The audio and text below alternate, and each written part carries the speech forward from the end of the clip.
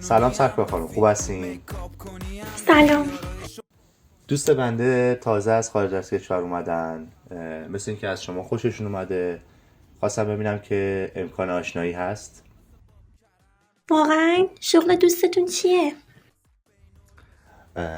دواره she said شغل چنه؟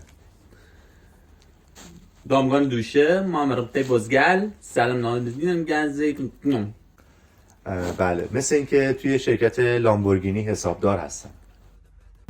واقعا چه جالب. این شماره رو از ایشون داشته باشین، اگر که دوست داشتین باشون تماس بگیرید. فقط یه چیزی. جان؟ مخ من بختیاری و نخ و مال گول بزنی. رنامنیشان